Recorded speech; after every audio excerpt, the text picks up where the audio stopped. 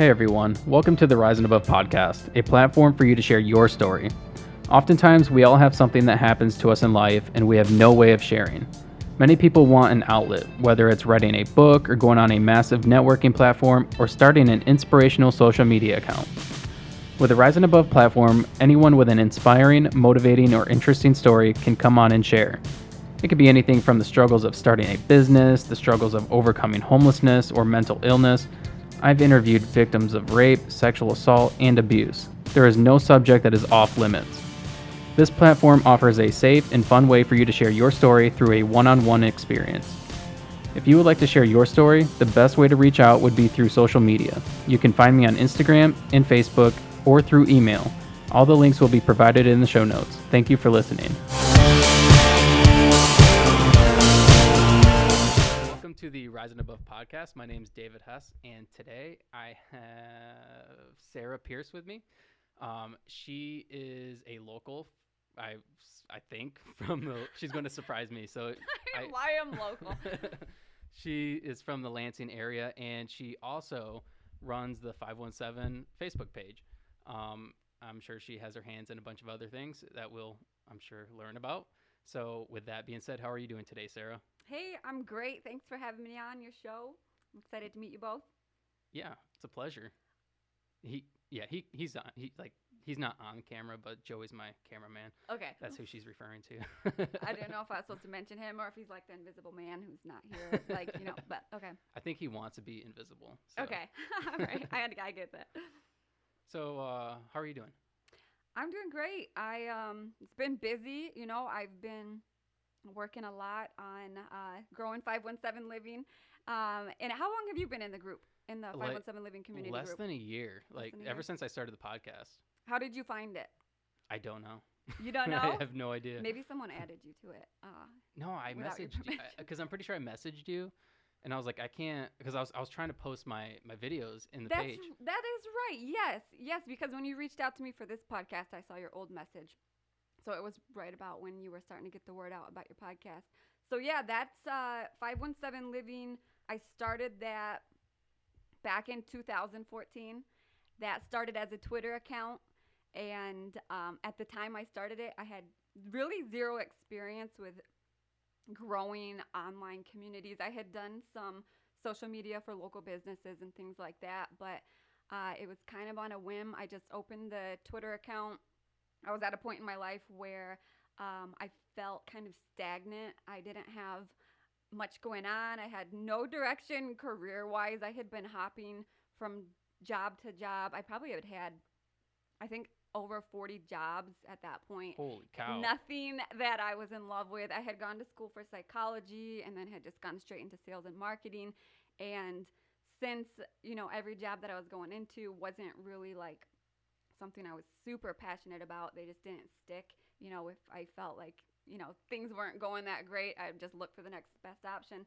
But when I started that Twitter account, I was really looking for ways to get more out of living in the greater Lansing area because my experience with it at that time was that the only thing going on for entertainment really was going to the movies, going to the bars, nothing that was super enriching. So I was like, I want to know about the cool festivals that I'm finding out about after they've happened. I want to know about, the small, like, intimate concerts and shows and art galleries.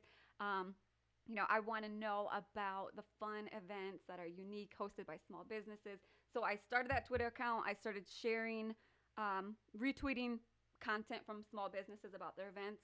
And I saw that other people were really interested in that. So I started the website 517living.com. I added a front end submission calendar on there so that people could add all their events to it. And then I created that group that you found, 517 Living Community. And the point of that group was really to drive traffic to my main website because I didn't have a whole lot of marketing money. So that was kind of the process of how the group came about. That is really cool. I'm going to say that I've learned a lot about our community from the Facebook page. That's great. Good. Before I before I joined, I didn't know about all these, like the things you had mentioned, the festivals, the art galleries, all these different things going on. And it's kind of cool to see how like night or uh, how tight knit. I couldn't say that. How tight knit our community is. I Yeah. mean, because like by doing this podcast, I've interviewed people, and they know this, like some of the same people I've interviewed. I'm like, geez, this is crazy. Like, it's like this community. Yeah, it is such a like intricate spider web how everyone is connected. And I love seeing those connections start in the group where, someone will ask for a recommendation on something or they'll post about something that they want to share, and then to see people making those connections, and then those connections create more connections, and the more that happens, yeah, the closer our community becomes, the more people feel supported. And there's a lot of research that shows that having that sense of belonging with your community is just does worlds of good for your mental health and your physical health as a result. Well, I think you're single-handedly responsible for bringing the community together. I mean, because Well, I can't do it alone, but I appreciate that. I mean, I would say that, yeah, at the time I started it, there wasn't really, that I knew of, there wasn't much like it. But I can see that it has definitely helped build a sense of community for a lot of people. I know that before I joined, the thing that I went to like kind of see what was going on in our, I guess, local community, like our neighborhood and everything, was the Nextdoor app. Yeah. And then I joined yours, and then it doesn't seem like anybody uses Nextdoor anymore. It's weird. I have a Nextdoor account, but it seems less to me, like less personable. Kind Yeah. of, it's like maybe I'm not familiar enough with it. I probably should try to take some time to explore that app You a don't little need to. more. You No, don't need to. no, it's not worth it. No. Okay, good to know. No, all I see on there is like people posting about their crappy neighbors and Oh yeah, whatnot. yeah. Oh yeah. And that's one thing that I like about having the Facebook group is I am able to kind of filter out the negative content and stuff like that. And there's so many groups in the area that if someone does want to complain about something, they can find a group where plenty of people will hear them. But I'm like, let's just make one spot. The world has enough like enough toxicity, especially on social media. Yeah. Like, let's just have one spot where people can connect with each other without worrying about being roasted, or getting bad reviews on their small business, especially during a pandemic. Yeah. So I can filter out a lot of the negativity. Now, do you think that during the pandemic, obviously, like small businesses were hurt a lot because they had to shut down and whatnot? Do you think that through them using the 517 app, it was able to kind of help their clientele a little bit more? Yeah, I think that, man, Facebook, thank goodness for Facebook during the pandemic. It allowed people to kind of come together, um, figure out ways to adapt to the situation, come up with creative ideas. We had, during the pandemic, we had created a like a resource guide for people. So it was like pinned to the top of our group where it's like, are you struggling? Do you need food? Do you need medical assistance? Do you need, help with the bills? These are the resources you use. And then later on, it was like, okay, people are really needing childcare. Here's a spot to go for that. So it was a really good hub for people who needed help in the pandemic. And then also things, as people adapted during that time, we started being able to share people's virtual events on the group, because a lot of people were live streaming their music or live streaming their poetry or community meetings. And so that became a hub for sharing virtual events. And it was a good place for people to connect just for all kinds of needs. So, what's the process like as far as having to run the Facebook page? Do you have like a team of people, or is it just you? It's just me. It's just you. Yeah, it's and just is it like me. a full-time job?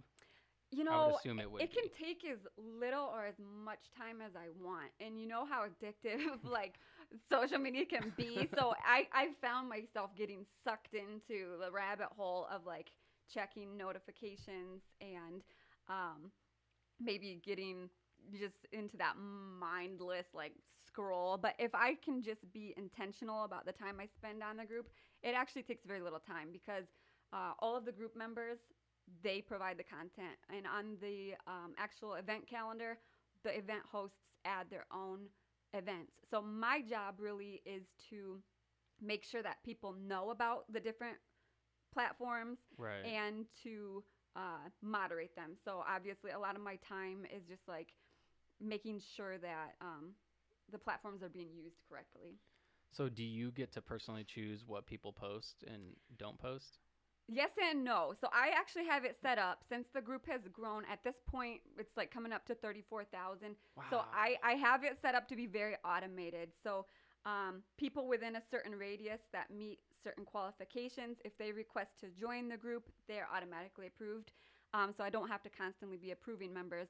Also, I have it set up so that members of the group who take the time to actually learn about our group, they'll find our pinned post, which is our group rules post, and it has instructions in that rules post of how to become a pre-approved poster. That's and where I didn't. That's where I didn't go. Yeah, I'm like, why isn't it letting me post? yeah, but you have it now, right? Yes. Yeah. Yep.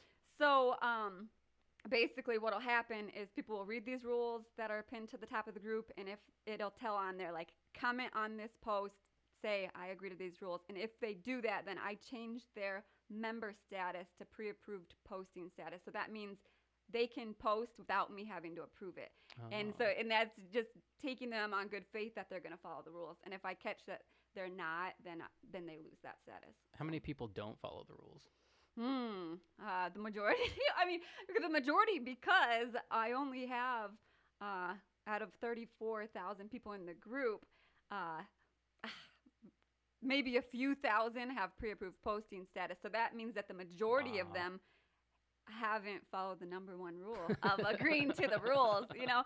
But I understand it, and I don't judge anybody. Maybe people just want to be silent. And they want to see what's going on, and they just don't want to post. That is a lot of people because not everybody has something that they need to share. A lot of times they're just looking to have their temperature. Have the temperature of the community, know what's going on. Is that the right verbiage? I don't know. But they just want to see what's going on, see the news. But I'd say the overwhelming majority, even though most of them don't have pre-approved status, most of the people get it, that it's a good vibe zone. They're there just to connect, to learn, and to be part of the community. And then very few, like I very rarely have to block people from the group, but that's usually what I do if someone's not following the good vibes rule. I like that rule. Yeah. Good vibe. Me too. Me too. Do you find that the people who the majority of people that you I can't talk today. I don't know why I'm doing a podcast. You're good. Makes me feel more comfortable. Like I can make mistakes and it's okay. Yeah, absolutely. So do you feel that the majority of people that use the platform post on there are like business owners or people just trying to promote things like myself, the podcast? You know, it's hard to say. I was just thinking the other day how it would be really nice if I could get better data. If I sent out like a survey to every single person in the group, which I don't even know how I could figure out how to do that. There's got to be some type of software. But I'm like, I wonder how many people in here are in here for promoting their business. How many people are in here because they're just new to the area. You know, all those different, I don't know, demographics. But I would say, I think it's half and half because I see a lot of the posts are people sharing this is my business. This is an event I have coming up. But then the other half are people who are like, I'm looking for childcare. I'm looking for a new doctor. I'm looking for this. Hey, has anyone had an experience like this? So it's probably half and half. Again, that goes back to where it's just like an overall like good tool to use. Because like for me personally, I think it's a really good tool as far as promoting like a podcast or like a business or anything like that. But then like I'm also not one to share a lot on Facebook. I don't put up a lot of posts or anything like on my personal Facebook. So I'm not going to go to like 517 Living and start posting like, oh, hey, this is my flowers in my backyard or whatever. Yeah, but that would be welcome if you did want to share your flowers in your backyard. I would hope so because that'd be a good vibe. Some people do that. That'd be a good vibe, right? Yeah, it would be. So I'm not one to do that. You know, so I kind of like it because I can go there too and just kind of sit back and see what's going on. I don't have to post or, you know, whatever. Yeah, absolutely. How much time do you spend on it a day? Because I know for a while, I'm addicted to social media. I can't get off of it. It's really bad. No, I know. And it's so, hard. like, it's hard when your job is tied to it in some way. It's hard to not be. Man, how much time do I spend on it? Too much. Too much. Probably. I would really like to be more intentional, and that's actually why a few years back, it was shortly after I got married, I think like probably so about 3 years ago, I deactivated Oh, my happy anniversary, by the thank way. you. Yeah, yeah, yesterday was our 3 year. um so right around that time I deactivated my personal account that had like that was more of my like family photos and stuff like that, because I started feeling mm, just not overexposed really, but there was like overstimulation of just like so many notifications. And when it was coming from my personal account, I'm like, oh, I can't miss these. These are people I care about. And Hmm. I like, you know what? If I really want to care about people and be more intentional about loving them and stuff like that, I want to change my platform to like a more intimate personal setting for my personal connections, and I want to keep social media about the promotional stuff, the stuff that everybody needs to know. So now most of my personal communication I do by phone, and I have like private WhatsApp groups with my family and stuff. And Cool. then social media, uh, that's the Facebook. I've got, the Twitter and stuff like that, and the So you email don't have a campaigns. personal social media I no account. longer have an actual personal social media account. And it was kind of a confusing transition because in order to have my page and my group, I have to actually have a quote unquote personal account, but I Right. just don't use it for my personal stuff. You won't see a whole lot of photos of me and stuff like that. And that has I helped to know. me kind Because of disengage from it a little bit. when I invite people on the podcast, I'm like, who is this person? So I like go to their I'll go to their like their account and I'll try to look at their pictures, and I'm like, oh, there's no pictures of her. Yeah, yeah. I like that. I like being a little bit private, having a little anonymity. But So you go on a podcast. yeah, right. And I'm like, then I get here and you're like, we're live streaming this or something. But We're not. Just no, saying. yeah, you were planning. Yeah, We were going not to. yet, We not were yet. going to. But let's see, how much time do I spend? I would say, realistically, actual work that I do, I'd say just maybe at the most a few hours a day on 517 Living, because I have a separate business that I run. That's an e-commerce business called Pally Partners, and that requires more of my attention for customer service and actual physical things like shipping out products and stuff. So you own a business. Yeah, I took over Oh. a business I think it's been about 2 years now, from a woman. Um, it was a very just kind of God thing. Like I did not see this coming. She just happened to connect with me the first time she met with me. She's like, "Hey, I have found myself in a position where I can no longer run my business, and I need someone to take it over." And I took it over. That was our first. I didn't take it over immediately, but that was our first conversation. And Wow. she had known that I, have an online presence with 517 Living and stuff like that. And I don't think she would mind me saying, because she's pretty public about it, but she was diagnosed with cancer, and she really wanted to hone in on healing, focusing on like fighting the cancer and everything like this. And she said, I need someone to take over this business that I built from scratch. And I need someone who knows how to do e-commerce, handle online stuff, do shipping, stuff like that. And with my work history, having had like 40 jobs, I had the experience. I had done e-commerce for businesses. I had done shipping. I had done, all that type of stuff. So I'm like, I think I can do this. Let's do it. And it didn't happen overnight. It was a process for sure. But So how long have you been running that? I think that was about 2 years ago. Wow. So So it, do you work out of your house? Do you have an office? that was the other thing. That's why I was like, it's kind of a God thing, because my husband had just had this big barn built that just right before that happened. And that was one of the stipulations. She was like, if someone takes over my business, they need to have a place to keep thousands of items that I have had made. And at the time, she was Wow. having these items made. They're like comfort items. They're like knee cushions, arm cushions, neck cushions, all these things for people who have discomfort while they're sleeping. A lot of people who are in hospice and stuff like that.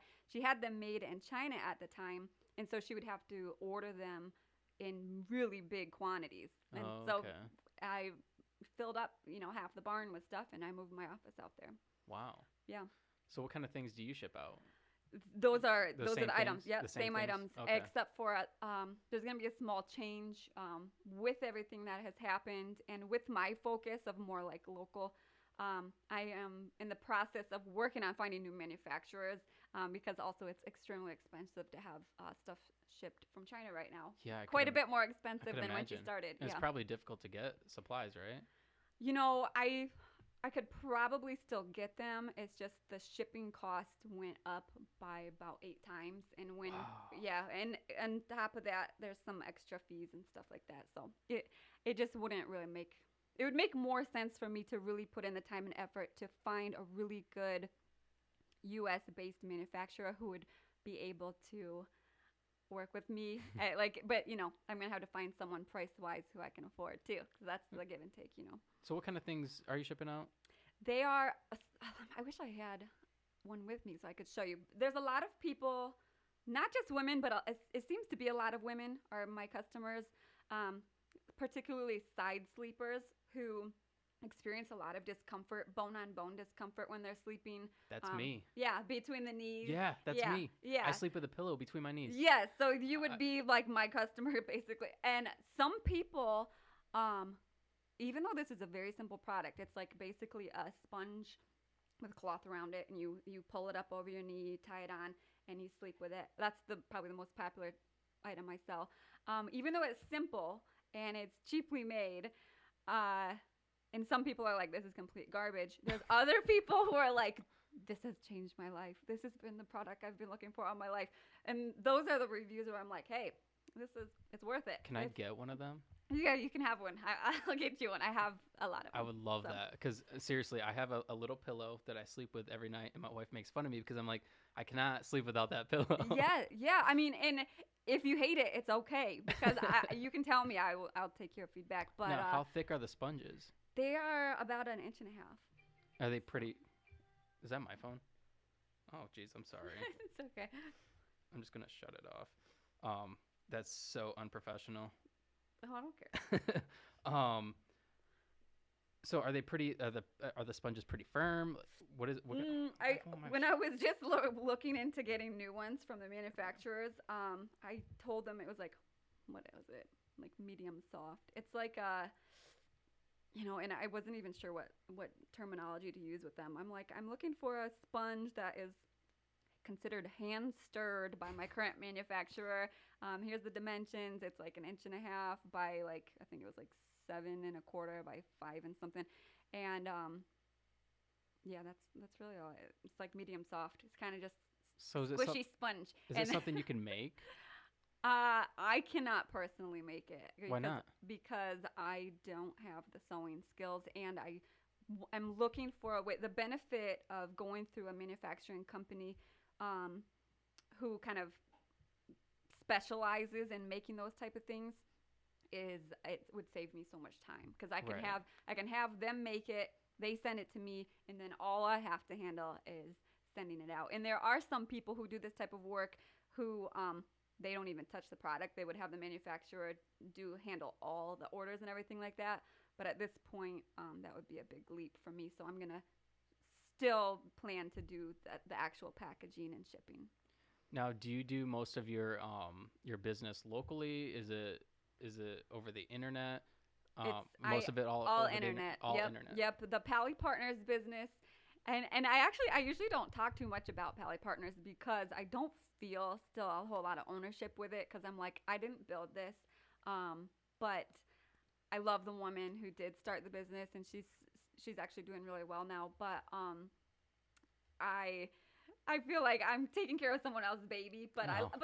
I'm like, I'll take good care of your baby, but I really feel more ownership about 517 Living, but Pally Partners, right now it's a more profitable business. Yeah.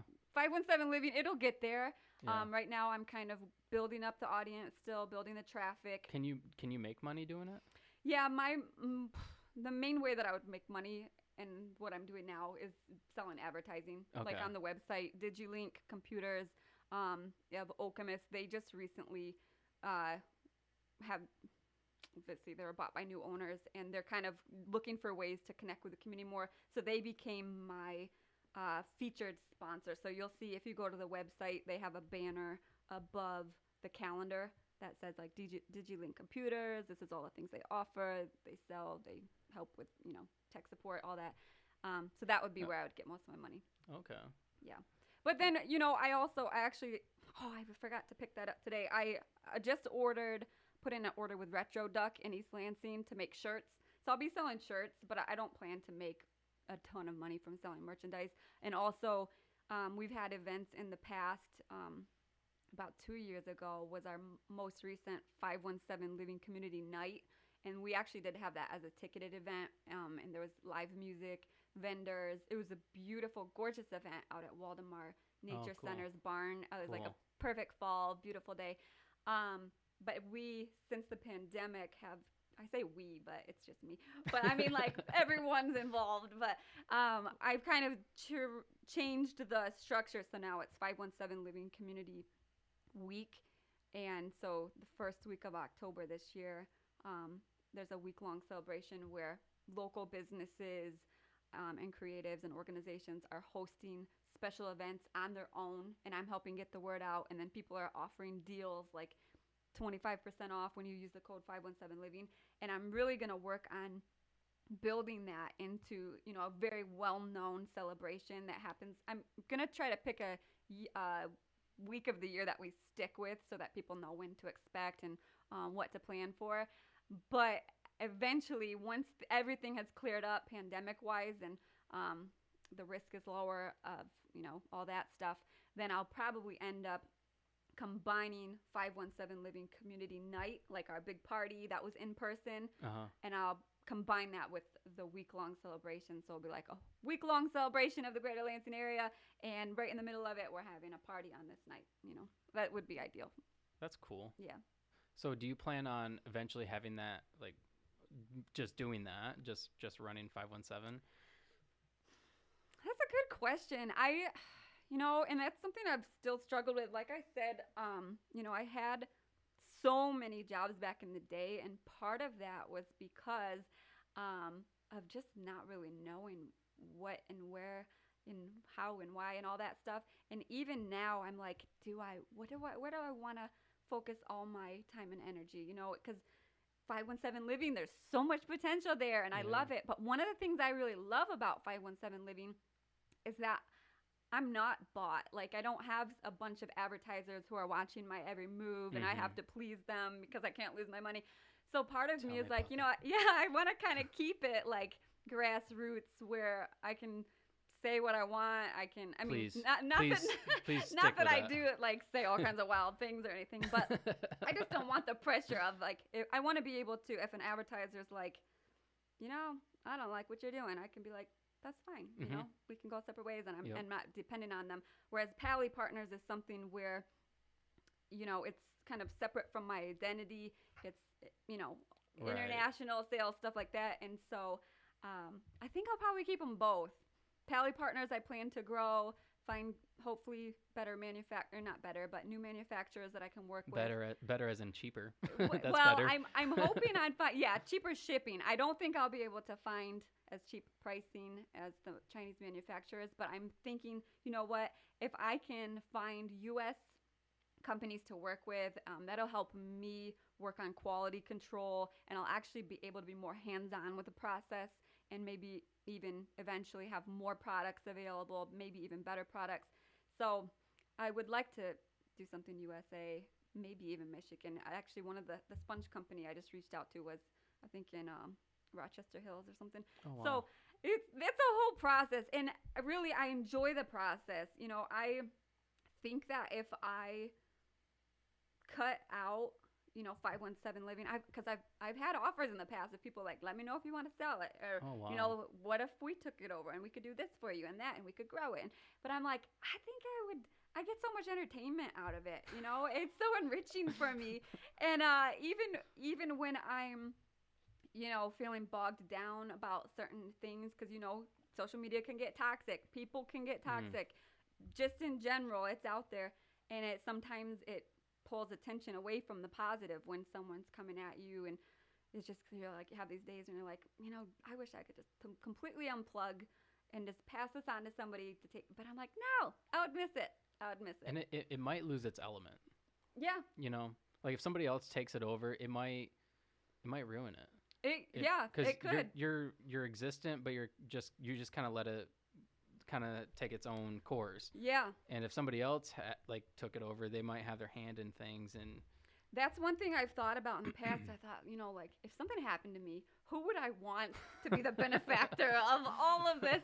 And or is that the right beneficiary? Yeah, I would be the benefactor. But I'm like, who do I know who wouldn't feel they need to bring their own politics, their own stances into it, wouldn't be super dramatic, would be understanding, fair, and not that I'm like this like woo super zen like perfect person, but I'm like, I have the ability to look at things pretty, in my opinion, which is biased obviously because everyone's biased, but I feel like I'm kind of objective when I look at things, and I'm like, I would need someone who could really be fair, not be in it for the wrong reasons. I don't know why I'm talking about giving up my business right now. I don't plan to. I'm just saying, in a situation where I had to, who could take it over? I don't know if anyone would want to, really, but I don't know anybody who would want to. Yeah. I don't know. I wouldn't want that responsibility. You would probably be good at it, actually, because you care about the community. I do, and I feel like I try to look at things as objective as possible. And if somebody has their own opinion, obviously, like people come on this podcast all the time, they say their opinions, and I just whatever, it is what it is. We can talk about it. Yeah. We can disagree. It's fine. We're not going to argue. I'm not going to hate you, but I don't know if I would want that responsibility, because I will say I feel like I'd go crazy. I don't think you would go crazy, but I will say weirdly, in that position, people, even if you try to be unbiased and like have good vibes only, there are a lot of people out there who have like blocked me and have made bad reviews that include my name, and I'm like, so there is some pressure. I won't name. No, I'm just kidding. I'm kidding. I won't name any names, but I'll say, some people who have local businesses and should be a little bit more, maybe conscientious of their social media dramatic behavior. But it's all stuff where I'm like, no big loss. That's cool. That's fine. Whatever. Yeah, the world's a better place without you. Yeah, basically. Yeah. I mean, if you're gonna be that dramatic about things, or if you're gonna be condescending about things, like you don't need to. Right. Nobody's gonna miss that. Right. Like my personal world does not need that kind of negativity. So I'm like, and I try to make a habit of not blocking people. And even when I block people, because I have to stop a conversation or to like address something, I usually just unblock them after it's calmed down. But I'm like, if someone doesn't want to be in my circle, I'm okay with that. Yeah, 34,000 other people in there. It's no big deal. Yeah. So do you make money from it right now? Are you able to make a partial living from it? I do bring in money from it, but I go right back around and spend it on the business. So yes, I'm getting paid for certain things, like advertising and stuff, but I'm not like making a profit really. Right. Yeah, I understand how that goes. Yeah. Right now, especially, even though I feel like it's like, in the beginning phases, I want to really invest, but I'm like, actually now it's been around for quite a while now. I probably should be making more money off it, but I still feel that it's in this growth phase where I'm like, you know what? I don't need to make this my money-making role. I want to just, any money I bring in, I want to make it go towards growing 517 Living even more. Right. So. I mean, like I said, it's a great tool for the community. I love it. I'm a huge fan of it. Good. That's awesome. Yeah. And you do great. Good. I mean, the connections you're making and highlighting different people in the community, that's exactly the type of thing that I want promoted and shared in the group. So I'm glad that you found it. Well, before I joined it, I was like, why isn't there like a Facebook page for, and actually I think that's how I found it. Cause I was like, why isn't there a Facebook page for Lansing? Like we have the Nextdoor app, and that's how I was promoting the podcast at first. I was posting on there, but wasn't getting much feedback because it was just like people like in our like local neighborhood and whatnot. I'm like, why is there not something bigger? Mm-hmm. And so I started typing in like in the groups on Facebook, like Lansing Facebook groups or whatever. And 517 Living popped up, and I'm like, oh, hey, I know a bunch of people in there. I'm glad I'm it gonna popped join it. up. Yeah, I sometimes wonder, like, if someone who hasn't searched before, I wonder if they put in Lansing Facebook group, how close to the top 517 Living is. Because I know there are many other Lansing groups. Let's It's find just, out. well, yours I think might be skewed now since you're in the group. Are Oh you in the yeah. group, Joe? No. He's not. Pull up your Facebook. Let's wanna see. Can see. you search, or do you have your phone ready, handy? We're putting you on the spot here. The invisible man's not so invisible anymore. If you search in your group, put in what would you search if you don't know about 517? Type in Lansing face or what would you? Lansing. Just put in Lansing Yeah. for groups. Yeah. Was it the first one? Oh, It was good. the first one. Oh, that's great. That's good. But then again, who knows? Because your phone's probably listening to our conversation, so it knows. That's true. I don't know. But that's great that it came up. There are many other groups in the area, but I think that 517 Living seems to be the most like inclusive as far as like it's not just Lansing, it's the greater Lansing area. Right. So I feel like more people have a reason to be in it. What does that include? That includes St. John's, DeWitt, It's like yeah. the local. Does it Charlotte? Like Charlotte. Oh yeah, I always forget about Charlotte. Yeah. It's I'm from about. Charlotte. That's why I mentioned Oh, it. are you? Yeah. Yeah. It's about a 25-mile radius from the heart of Lansing. So it's like most of the surrounding communities that touch Lansing, but some are like you got to skip over city to get to it. But like I don't know if I did mention this, but I live in Mason. Oh.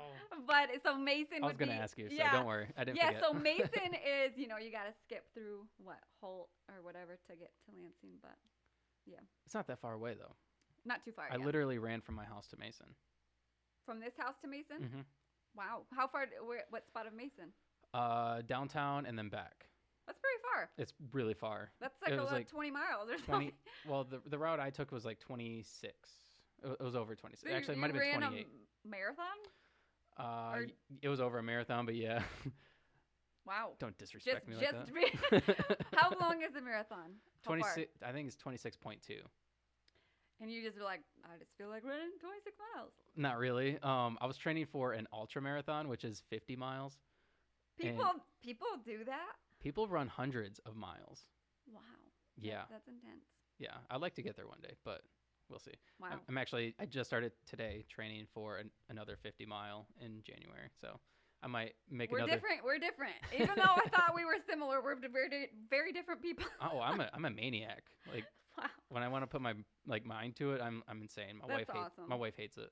She's no, like, that is a really good trait to have. Like I'm the exact opposite. I will not work out unless someone's making me work out. I had to hire but don't you? a trainer to come to my house to make me work out. So does Chamber go to your Yes, house? Chamber. Yeah, that's how we connected through Yeah. Chamber. And Yep. like what I was talking about, the group, I connected with Chamber, and then she told me about Yeah. you. Yeah. She told me about you too. Yeah. Chamber's awesome because I found her during the pandemic. I was in a slump where I was like, okay, I'm getting in a habit of like, I'm too complacent. I'm in my house all the time, over drinking, not exercising. What's your drink of choice? Oh, so I'm a pretty healthy drinker in my opinion. I drink hard kombucha, but but okay. that's not the only thing. Wait, I they drink. make hard kombucha? Oh yeah. Like harder. Like it already has alcohol in it. Well, yeah. So the kind that I like is what is it called? Like Flying Embers, and it has I think like 4.5. But then they also have another level up that has higher percentage. But I don't drink that one, but as much because I don't care for the taste as much. But these have. I'm just doing kind of like an ad for Embers right now, but they have zero carbs, zero sugar, and they have like probiotics. They're organic. I'm like. I feel good about drinking this, but that's my drink of choice, I would say, because I feel good about it. But I mean, how many do you drink? Wow, so it depends on the day. But I'll say, I have been known to have other types of alcohol, but that's one drink that I'm like, this I don't feel too bad about this. But I got kind of in a spot during the pandemic where I'm like, I need to like take back my health here because I don't feel like I am going to make myself really like get into gear and start doing these high intensity workouts and stuff. And Chamber, I started doing research, looking through the group, the 517 group, and I was like, okay, what trainers can I actually have who will come into my home, force me to like, not like she pulls me out of bed, but we have it scheduled so it's like David it's Goggins. early. Get up! Yeah, right. Get up, motherfucker! Right. Oh, I just hit this camera. Is that okay? No, you're good. So I will wake up pretty consistently for what we have scheduled. Tuesdays and Thursdays she'll come out and she'll get me working out. And I don't even know where I was going with this. Oh, other than the fact, yes. So you're the type of person who can make yourself run 26 miles, where I'm the type of person who has to have someone make me work out. But you know what? I made the choice of having someone come work me out. That's a choice. So that counts for something. It does count for something. Right. So how long have you been doing that? Since the pandemic, you said? So let's see. I started working out with Chamber about, I think it was back in March.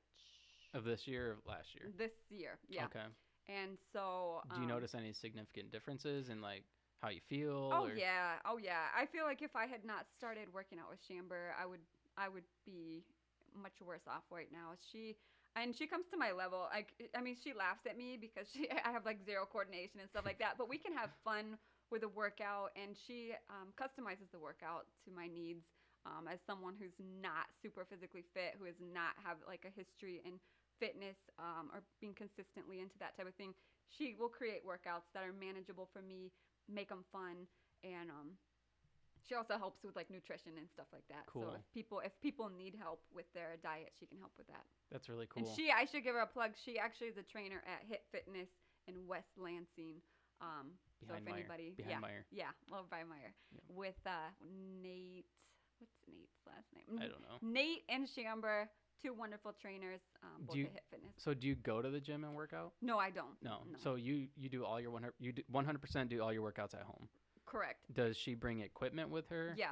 So she works mostly when she does in-home stuff. She works with exercise bands, dumbbells, stuff that you can do. Is calisthenics the right word? Like when you're using like your own body for resistance and stuff. Yep. Stuff like that. Oh, cool. Yeah. Do you feel stronger? Oh yeah. Yeah. I mean, I only work out twice a week, and I will to be completely honest. I mean, a lot of times, I get us off course sometimes. Like every once in a while, we both do this, but sometimes I'll be like, Chamber, I just can't work out today. She'll be at my house. I'll be like, I'm too tired. And she'll be like, okay, let's get some coffee and just hang out. But pretty consistently, we've been working out, and yes, I feel stronger. Yeah. And so I'll definitely stick with that. And it's made me, it's the ripple effect, now that I am working out with someone who knows like how to tell me like correct my form and stuff like that. It helps me be more mindful of health and fitness in general, and I'm more likely to be doing little exercises on my own and stuff like that, which I'm not completely like anti-fitness. I've tried, I've done yoga and stuff like that before, but I will say Chamber has helped me make it more part of my habit, part of my routine. Now, do you do any like meditation or anything like that? Do you try to do like anything that helps you like mentally? I definitely try. And, as someone who's always struggled with, I've never been diagnosed with ADD, but I would say like with a psychology background and my own experience and knowledge, I'm like, yeah, I definitely have the attention deficit issue here. So I could definitely benefit from being more intentional about meditation. I have tried the apps. I tried, who is that guy? Sam Harris. He has an app that's like free that is it Sam Harris? Do you know who I'm talking about? Yeah, I know who Sam Harris is. Yeah. Does he do am I thinking of the right thing? I have no idea. I'll tell you later if I find out Okay. otherwise. But he had an app I tried. Marissa Peer is a hypnotherapist who has a lot of really super helpful information and does like guided imagery type things. I do, I'm spiritual, so I'll read, I'll pray, meditate in that way. Spiritual as in just like spiritual or like religious? Well, some people confuse like the terminology. So I wouldn't say just because so many people see religion in a way that I wouldn't define it. So I would say I'm more spiritual. Okay. If you want to give it a title, I would say Christian. But I would say with my own practices, I'll read the Bible, I'll pray, things like that. Okay. But I would consider myself more spiritual than religious in probably the terms that people use today. But yeah, I do try to meditate, but I have a hard time with it still. And that's why I have a hard time sticking with yoga because, it's like it forces you to be still. And if you have a hard time being still, you really need it, but it's hard to do it. So you don't, so I'm working on it. Maybe you should try going to like a yoga class. I have tried that right before the pandemic. It was actually right before everything started going down. I was in a beginner class at Alchemy in Okemos, and that was really helpful actually. We did have an experience. The person who this happened to probably they won't hear this, but it was a comical experience one time when we all had to have our our legs up against the wall doing a stretch, and the person next to me let out like the loosest fart. But so I always think of that when I think about going to yoga class. I don't want that to be me. It was one of those moments where it's like dead silent. No one acknowledged it, and I was just like, oh, this poor person. But I have tried the classes before, yes. And I do plan to actually do more classes in the future. Cool. Yeah. My wife and I, we've done hot yoga at East Lansing Hot Yoga. Oh, yeah? And it's How awesome. that? It's awesome. Is that on, where is that, Trowbridge? No. Trowbridge. It's right off of Trowbridge. Over by Altus? Or no? Yeah. Oh, is it? Okay. Yep. Yeah, I know what you're talking about. Yeah, it's right there at the corner. And yeah, it's an experience. It'll put you through the ringer. Like you come out drenched. Oh man, yeah. I could see that feeling really good afterwards. You feel so good afterwards. Yeah, like really you detox. You don't care about anything because you just did 90 minutes or 60 minutes of struggle in a really hot room, and anything outside of that doesn't matter. Oh, that's awesome. I should look into it. I've never done hot yoga. I think you should try it because you seem really high intent, like high, like I seem really high. No, I know what you mean. You're like, I mean, I don't know. No, like you have a lot of energy and everything. I feel like doing something like that would help balance me out. Would help balance you. Like maybe at the end of a day or something. Yeah. Because sure. I feel like you're probably the type of person that goes to bed and you have a lot on your mind. Yeah, I'm very in my head. I had someone who like reads energies type of thing. She one time told me, she's like, you got a lot going on right here. She had her hands over my head. She's like, are you like really in your head? I was like, I am. Do you think there's something to those kind of people? Yeah, I believe in like there's definitely something to energies and like people who do, what is that like called? Reiki, yeah. Stuff like that. There's something to it. I don't understand it. I've gone to someone who did what is it called, like craniosacral therapy or something like that one time, and I've looked into the different things that realm offers, and a lot of it is like, well, there's no science to back this and things like that, but then you're like, energy, there's something to it. We don't understand everything about it, but I believe that it's possible that these things work and there's something to them. There's definitely something to it because when you meet somebody, you can feel the energy. You can feel the kind of energy they're giving off. Absolutely. So there's definitely something to energy for sure. Absolutely.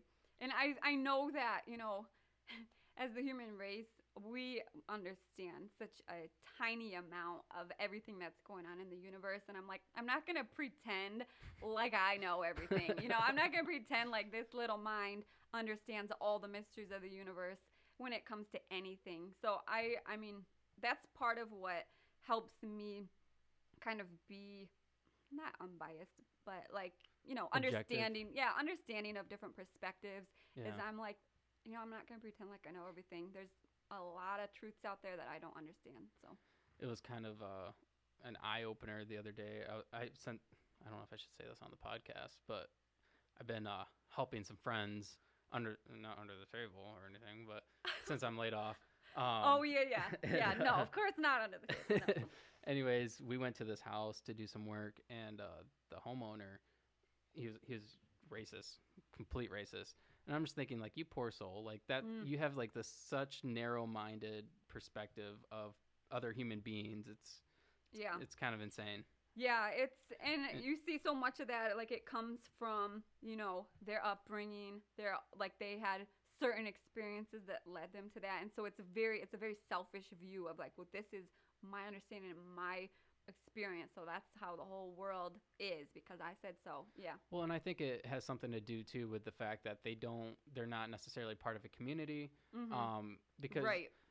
their perspective is only what they know, only Exactly. what they have seen, only the people that they've put themselves around, and it's like that with anything. And Exactly. so, like, I mean, that, like, for instance, me doing this podcast and me joining the 517 page has opened my mind to all these different people, to and all these different perspectives, and Absolutely. so it makes you more objective, and makes me less opinionated about things. Absolutely. It's like they say like the more you know, the more you understand that you don't know, or what's that saying? Something like It's that. something like that, which I don't know it, but the I would say that's one of the things I kind of like the tagline, not the official tagline, but one thing I say regarding 517 living all the time is I encourage people to get out of their comfort zone in ways that align with their values. So like basically like don't do something that's going to like harm you or make you feel damaged, but get out of your comfort zone. Like make friends with people who have different opinions, connect with people who have different upbringings, different ethnicities, different religions, political stances, and just appreciate them for who they are, not necessarily judge them on their different life experiences and Hmm. stances on things. And when people do that, and I've seen this happen like right in front of my eyes of people having someone come into their circle who was brought into their circle maybe against their will, it wasn't their choice or whatever, but just having that different person in their circle just expanded their mind so much and gave them a different kind of understanding, built empathy for them, and I feel like people need to be more intentional about doing that. And that is one of the benefits of the group is you look at that group and there is someone from everywhere. There's all different um, walks of life that you can find in that group. Different ages from different areas, different professions, Hmm. beliefs, everything. I would be. Do you know what the population of the Mid Michigan area is? The total population? Total No, I population. don't. I'd be interested to know what the total population is versus how many people are in that group. Oh, the group is just, it's a tiny, tiny percentage of Yeah. the actual population. I think, I wish I even want to look it up. Like in Lansing alone, I don't even want to throw out a number, but it's like six figure. I mean, Right. I wish, and that's one of my like goals, my missions with 517 Living. I'm like 34,000 people in a group. That's nothing compared to how many people actually live in the area. So I'd love to expand awareness, get the word out more. That's why I really appreciate like people who like you are doing podcasts, getting the word out about different things in the area, because people are gonna listen to this and be like, hey, I'm not in that group. I want to learn about that too. Right. Right. Yeah. I mean, there's a lot of people that listen to this podcast that are from the local area, and I'm not sure if they're in that group or not. Yeah, I want. spread the word. I want to look it up. What? How many people How live many in the area? people? Yeah, Yeah. I'm curious too. I don't remember. So speaking of festivals and whatnot, are you going to, or have you heard about the When September Ends festival? No. Well, I don't know. What is it? Is it? Where is it? I should know this because I'm going to be in it I should tomorrow. know this. Oh, it's It's tomorrow. tomorrow. I think it's 1:30 to 6. Where is it? It's down by Sparrow, I think. It's ringing a bell to me. Let me see if they put it on my calendar. I'm gonna look. Population. Of, should I look up Lansing or Yeah, Lansing let's would be a good starting point, and then you would know that that's just the the start? starting Yeah. point. 117,000 people. 117,000. So, Yep. and And I'm our group is supposed to be covering Lansing and all the surrounding communities within 25-mile radius. So, yeah, I have not done my job of reaching everyone, or maybe they know about it and they're just like, I don't like it. Let's see, Friday. We're on Friday, Saturday. When September ends. No, I've got Artist Umbrella that's tomorrow. I don't see. What so is? Tell me about what September ends. What's that? just a sec. It's so the Greater Michigan area, which is the region is collective. It's a capital area. Greater Lansing, 541,297. Yeah, yeah. So So you got some work to do. I got a little bit of work to do. I need some help. So let's boost this Let's do it. podcast and get the word out. Let's do it. So when September ends, Erica Munchback. I don't know if you know her. Oh yeah. She she does this thing, or she is starting this nonprofit, I should say. And she was actually on the podcast, and she explained it. It's called Jubilee, and it's a nonprofit for people who are like underprivileged or just need help with, like, whether it's like drug addiction or you're homeless or like if you were in foster care, to go there and they'll assess your needs and help you accordingly. Wow, yeah. And man. it seems like an overall good thing for like the community Oh, absolutely. if you're able to pull it off. Obviously, there's a lot to it. Yeah, that's a lot of work. Is she? Did she partner with anybody? Is she doing it on her own, or? I think she's doing it on her own, but she partnered with the Fledge, I believe. Yeah, Like, I was gonna bring them up because I know she does a lot with the Fledge, and they have that same focus of kind of helping people who are marginalized, people who need help, things like that. Yeah. So she's doing this festival tomorrow, and honestly, I should know more about it. But oh, you're gonna be there though? I'm going to be there representing the podcast, and oh, that's great. actually got a bunch of work to do for it. I gotta print out stickers. You print out like marketing material and you're gonna be passing it out? Are you gonna be signing people up for the podcast? I'm hoping. I'm hoping to have a sign up sheet, and I got a banner. Nice. So I got a banner, sign up sheet, and I bought one of those Cricut machines. Oh, you bought one. You're getting very creative. I know. I bought one this week, and I'm learning how to make stickers. I've already made some, but I need to figure out how to make them a little bit better, and I got to do that Can tonight. you use a Cricut to make car decals? I was just talking to someone about that today. Yeah. I'm like, I need to order some decals. Really? Yeah. Huh. Maybe I'll get a Cricut. You should. It's actually kind of fun because you can go on your computer and you customize whatever you want. Like if you have a logo, you can take that logo and put it in there, and then you can just edit it however you want, and then you can just print it. So the way it works is you go in the app, you print it from your local printer, and then, like, let's say I wanted to make stickers, so I'd print it from the printer on sticker paper, and then you stick it in the Cricut machine and it cuts it for you, like, perfectly. Nice. Oh, that's pretty handy. It's pretty cool, and you can do so many different things. Like you can do stickers, decals. I mean, you can make like a banner. You can do things out of wood. Yeah, it's interesting. That's pretty smart. I forgot about Cricuts. Those used to be all the rage back in the day, but yeah, I thought they were new. no, I don't Like, think so. I'm They've been around a minute. It was mostly like, I feel like the mom crew that was using it before, but now it seems like more business savvy people. I could be wrong, I don't know everything. I don't. Like we said. I don't know everything either. So I'm learning how to use that. I got to make stickers. I'm gonna pass out stickers tomorrow for free. Just give them out, and then I'm hoping to make a couple T-shirts for myself. You would probably find interesting. There's an event coming up. I don't know if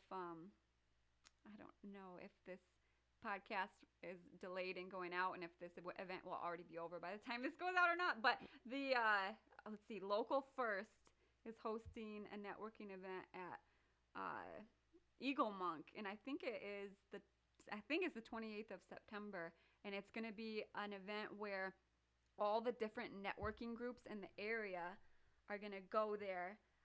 So you've got what are the big ones? What are the big networking, like the Lansing Chamber, like WLNS, like stuff like that? Like, oh no, those would be more like the TV networks. These are like business networking groups, like where people go and, like, what are they called? Carisnet? I don't know. So there's gonna be a lot of really business focused, networking focused people at this event, and if you go there and you have cards, I feel like you would connect with so many people who would be a great guest for your show. Really? And yeah, it would be a great networking opportunity. I'm gonna try to go to that event because obviously I have an interest in that type of stuff as well. But you said that's September 28th? I think so. So that's in 4 days. I am going to talk to the organizers about getting it added to the calendar, but I'm pretty sure it's on the 28th. Okay. Yeah, I'd like to find more out about that. I can't talk today. What the heck? It's all good. It's Friday. It's been a long week. Plus, I mean, the weather's been crappy all week, except for today. Today was beautiful. Today is a beautiful day, and Gorgeous. tomorrow's supposed to be crappy. That's okay, unfortunately. though. We're used to it. It's Michigan. Which, speaking of that, so when I had gone back to listen to your first episode of your podcast, are you from Florida? Yep. Did you grow up in Florida, or did you grow up in Lansing? So I grew up in Florida. I was born in Florida. I lived in Lake Worth and until I was so I lived there till I was like 5 or 6, and then my mom brought us up here for a short time, and then I think we were living in like Howell, Ann Arbor area, and then we moved back to Florida for a few years. So I moved back up here officially when I was 9. Okay, gotcha. Yep. And that's when your story started for your first episode of your podcast about the foster system and all that. Yeah, I talk about like my life before a little bit too, because that was a mess. Yeah. Obviously, having to go into foster care Right. was for a reason. So, and then the foster care system was completely jacked. So Yeah. I mainly focus on that, I think. But I should redo that episode. But I want to do it. I kind of want somebody to interview me on my podcast. Yeah, make it happen. I thought it was really good, but I could see how you probably have way more experience now after do. doing so many more podcasts. You probably Yeah. have even different technology and stuff. Yeah. So I could see how you would maybe want to just redo it. And but I would say keep the old one too, because it was caught my interest. Someone who has admitted attention deficit issues, I listened to it. I thought it was really interesting. Now, having attention deficit issues, you obviously said you drink coffee. How does that affect you? So, yeah, I've heard, some people who have that issue, if they drink coffee, it actually has a calming effect or whatever. So, for me, definitely, I wouldn't say it calms me down, though. Like, some people can take coffee if they have, like, ADHD or whatever, and it makes them tired. For me, coffee kind of just helps me hone in on what I need to do, kind of focus. But I definitely love my coffee. I give it up every once in a while because I'm like, I need to, detox from this stuff. What? But I'm What? like, I need it. It's so good. and kind of really, I really don't think coffee's that bad for you. I mean, It's I not. know it can be acidic and it can, make your teeth brown. But I'm like, I could just whiten my teeth, have a little baking soda water. That'll balance me out pH-wise. Yeah. But yeah, I love coffee. What kind of coffee do you drink? I actually just picked up, normally my husband and I will get the big bag of, it's a Meyer brand, and it's the organic one. I think it's like Peruvian something beans, and I'll grind it up, and now I have a French press I'll make it in. But I want one. a French press? Yeah. Yeah, before I had the French press, about a month ago, we had this big fancy bougie thing that was automated with all these buttons. You said bougie. Yeah, it was pretty bougie. I mean, and it had like the timer and the different levels of everything, and it was expensive, and it broke on me, and I'm like, I'm not buying another one of those. I can't go through like spending the money. So I'm like, all the nice coffee places use French presses and things like that. I'm like, it's actually more cool to do this cheap little thing you can get at Target. And so I've been using that.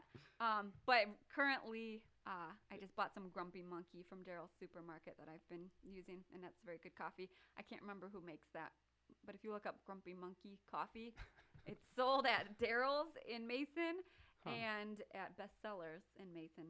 I'll have to check that out. Bestsellers coffee shop. I like anything that has the name Monkey in it. Yeah, it's It good has to coffee. be good. Has to be good. Yeah, Grumpy Monkey. Can't go wrong with it. I drink Black Rifle coffee, and it's amazing. That sounds familiar. Yeah, Why is that a known name? It's a big company. Black Rifle. Yeah. Where is it from? Do you know? Or is it like national thing? It's like national. Okay. Yeah. I just order it and it comes to the house.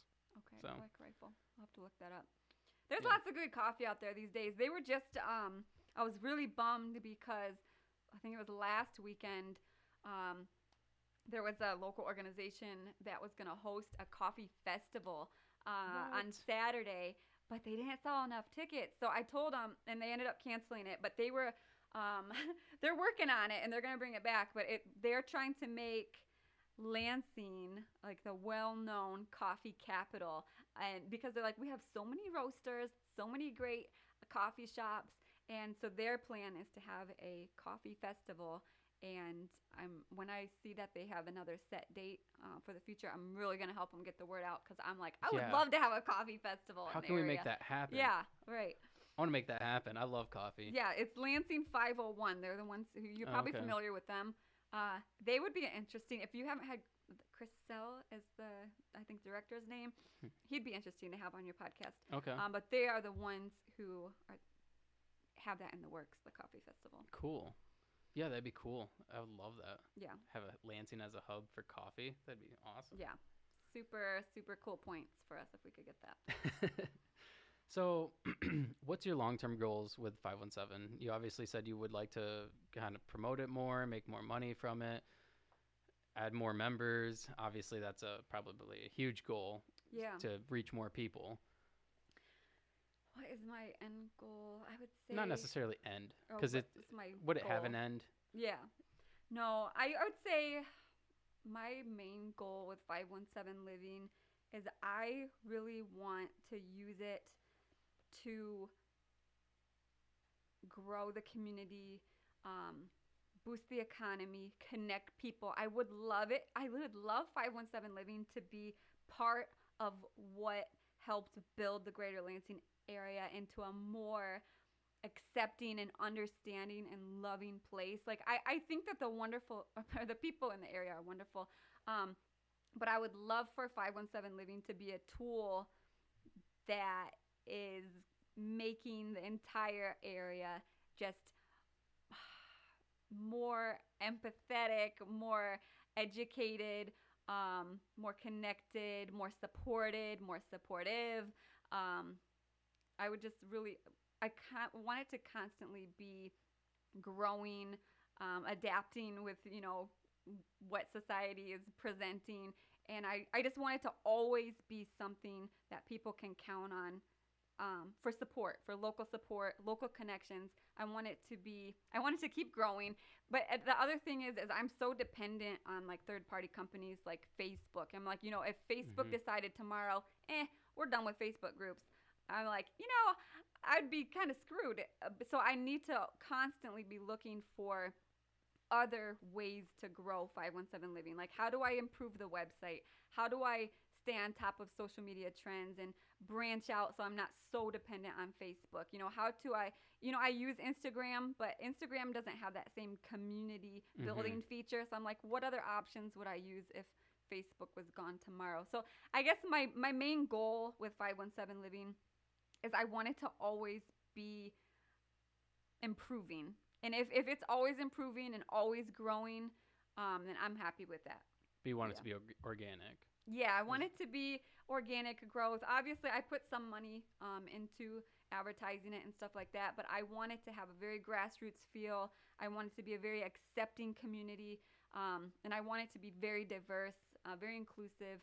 I don't know. When people ask me what my goals are, that's the main thing that comes to mind. As I just want it to be kind of this like living, breathing, growing organism of wonderful people loving each other. I like that.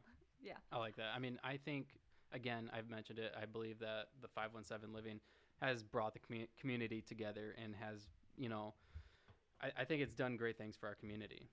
It's done great things for me. That's great. I'm always glad to hear when people, like local business owners, have something to say about how 517 Living helped me reach these people. It helped me grow as a business. That's one of the main reasons. Well, I think it's dumb to not use it too. Like, especially if you're a business owner, why wouldn't you use it? It's free, and it's free promotion, free advertisement. It's free, and I know sometimes it can be discouraging. I know there's some people who could be using it who don't, and I feel like it's possible that they just feel maybe vulnerable when they're like putting a post out there and they're like, what if nobody likes it? And I just have to say to anybody who is hesitant about posting their business content or questions or sharing events or anything, if you're hesitant because you feel uncomfortable, you feel like it's not going to get enough attention and you're going to be embarrassed, I will say, as the sole administrator of the 517 living community. I post stuff sometimes that nobody gives a crap about, and they don't like it. I get 0 likes, and I'm like, that's okay. I don't care. I know people are seeing it, and they just didn't feel like liking it, but they still saw it. So whatever. That's okay. I mean, I guess that's how it is for me too. If I'm scrolling through and I'm like, oh, that's cool.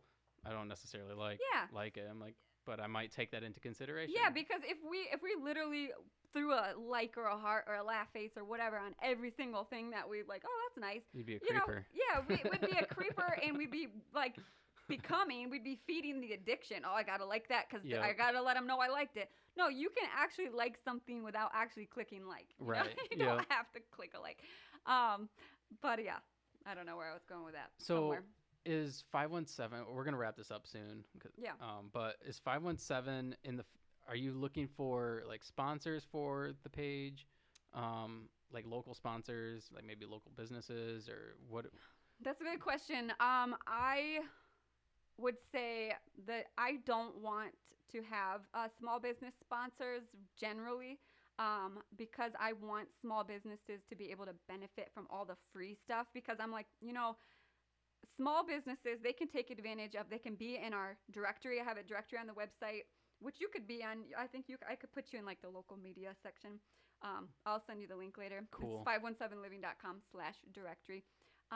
But, they can take advantage of the directory, which the only thing you need to pay to be in the directory is a one-time $20 donation to a local nonprofit. And the options that we have change like every 2 months.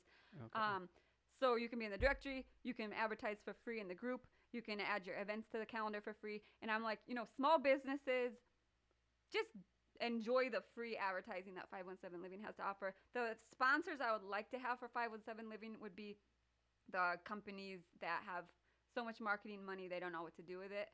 Like the big money places, the credit unions, stuff like that, where I'm like MSU, yeah, but local, right? Yeah. So okay. I would like to, and what I did for our current sponsorship is I just put out a bid. I put it together a package. I'm like, these are the things that we would offer. You would get the sole banner above the calendar. Put in a bid. Whoever wins the bid, you get the spot. And so I'm kind of just gearing, like, I'll take the money from the people who have a lot of resources, the small businesses who are like just fighting every day to grow, especially during a pandemic. I'm like, use the free resources that we have. That's cool. That's a but good I'm idea. not gonna say no if someone's like, take my money. I'm not gonna be like, no, I have too much. I'll take it, but I'm not pursuing it. I have too much. I don't need your money. I'm too wealthy. That's really cool. I like that because it shows that you're not greedy. You're not trying to take something that isn't necessarily yours to take, but yeah. And like I said, it helps maintain the integrity of 517 Living too, if I'm not like pandering to all these like advertisers. Right. Yeah. Yeah, I like that. Is there anything else you want to talk about? I mean, you asked really good questions. This is actually a very enjoyable podcast. I do have one question. Oh yeah, go for it. What is your favorite thing about the Lansing area? Oh, okay. Because I have to ask that question because you run the Facebook page. And you see so many different things. My favorite thing about the Lansing area, I think one of the things I love about it, and it's one of the same things I love about people, is that it's not if you drive through it, it's not this flashy, sparkly, fancy area. You kind of have to take the time to get to know it and to know its personality, to do a little digging to really appreciate it. And back in the day, you would hear a lot more often, there's nothing to do here. This place is so lame.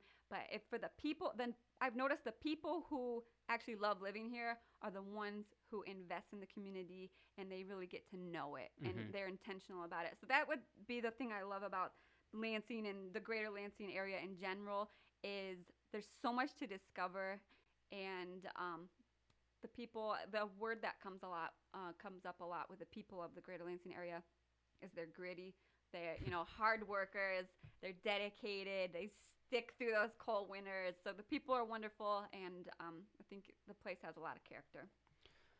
Yeah, I think I would have been one of those people that said Lansing's a boring place. Yeah. Before I started interviewing all these people, I'm like, I didn't know about any of the stuff. I didn't know about the festivals going on or these art galleries or any of this stuff until I went to the 517 page and I was able to discover some of these things. And being laid off also has opened my eyes up to like a lot of these what do you call them? Farmers markets and stuff, Yeah. and they have like local businesses. There's a good one and not far from here. Which one do you go to? Or I've gone to the Okemos one. oh yeah, Okemos has a great one. Meridian Township. Yeah. Really good. That's probably the biggest one, I think. Is it? Maybe. I haven't been to any other ones, but you know, they're everywhere, and they're almost every day, I think, right? There's they're spread out throughout the week, so there's usually one available. Now, this is something that my wife and I have talked about a lot, but it seems like Lansing has become more of a smaller community type, like community, I guess. I don't like. Yeah, it has that small town feel. Yeah. I mean, Is that what you mean? it seems like it's becoming more so. Do you see that? I could see how you would see that as far as like people seem to be, and maybe I'm reading this wrong. What you're saying, people are more supportive. I feel like of small locally owned things now.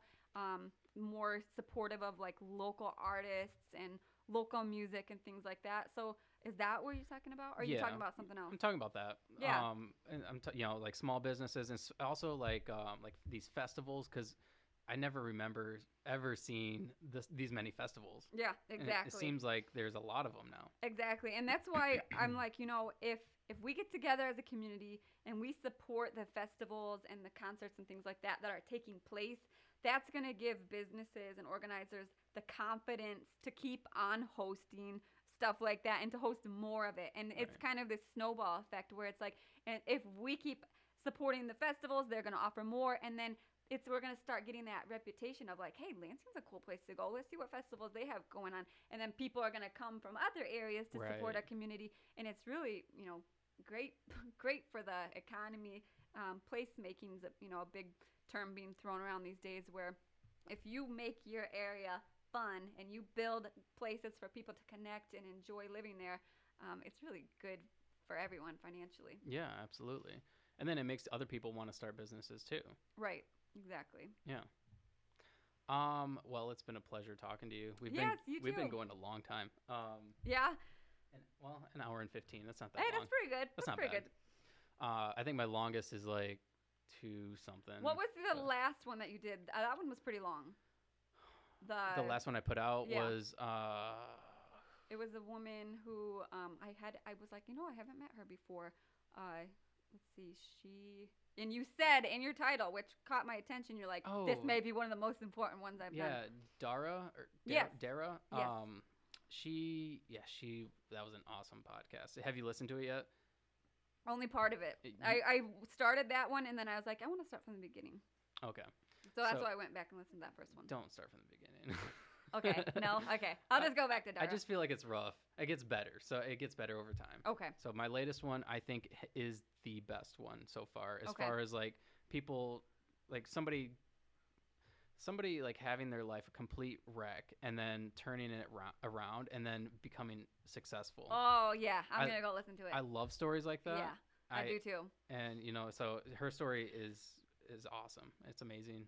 Yeah, no, I love those type of stories too. That's why when I listened to your first episode, which is about, your rough start into life, and then I drove up here to do this podcast, I was like, he's doing well. Like, that makes me so happy to see someone who had such a rough start to life, and that you're just like a hard worker, building things. You got a beautiful house, beautiful family. I'm like, good for him, man. Thank you. That's awesome. Thank you. I really take pride in the things that I have, and that I try to make everything nice. Yeah, that's awesome. And try to help other people as well with a podcast. So absolutely, I can see that. Awesome. Well, it's been a pleasure. I enjoy talking to you, and likewise. I would love to have you back sometime. Absolutely. You do it again? I'm always looking for, this kind of promotion. This is the best kind of promotion you can get, that local feel. So it is. For sure. It's the best. And it feels like a podcast. Like it feels like a podcast? It feels like you're in a studio. No, I know. You're in my it's a basement. Professional setup. Yeah. We got Joe here doing the tech stuff. It's very, very professional setup. All right. Awesome. Well, thank you again for doing this. Absolutely. And anytime. With that, we'll end this.